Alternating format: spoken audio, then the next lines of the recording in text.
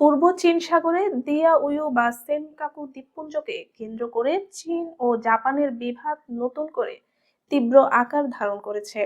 প্রশাসনিকভাবে দ্বীপগুলো জাপানের নিয়ন্ত্রণে থাকলেও চীন দীর্ঘদিন ধরে এদের উপর সার্বভৌমত্ব দাবি করে আসছে।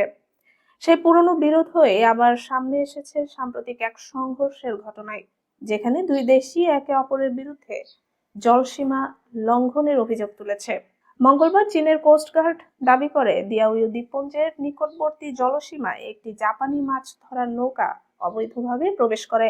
ঘটনাস্থলে গিয়ে তারা নৌকাটিকে সতর্কবার্তা দেয়। চায়না কোস্টগার্ডের মুখপাত্র লিউ দেজুন বলেন, নৌকাটি চীনের আঞ্চলিক জলসীমায় প্রবেশ করায় সিসিজে আইনের ভিত্তিতেই ব্যবস্থা নেওয়া হয় এবং জাপানকে উস্কানি ও লঙ্ঘন বন্ধ করার আহ্বান জানায়।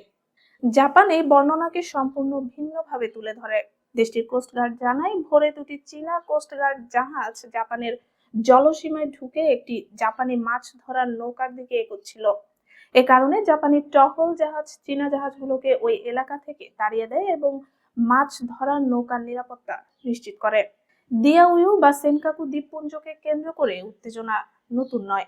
2008 সালে উভয় দেশ যৌথভাবে সম্পদ আহরণের বিষয়ে একটি চুক্তি করেছিল। তবে গত কয়েক বছরে দ্বীপপুঞ্জ নিয়ে বিরোধ বেড়েই চলেছে। বিশেষ করে গত মাসে জাপানের প্রধানমন্ত্রী সানায়ে তাকাইচির বিতর্কিত মন্তব্যের পর সম্পর্ক আরো অবনতি হয়েছে। তিনি পার্লামেন্টে বলেন, বেইজিং তাইওয়ানের উপর আক্রমণ চালালে টোকিও সামরিক পদক্ষেপ নিতে পারে। সেনকাকু দ্বীপপুঞ্জের দক্ষিণ পশ্চিমে প্রায় 160 কিলোমিটার দূরে তাইওয়ান।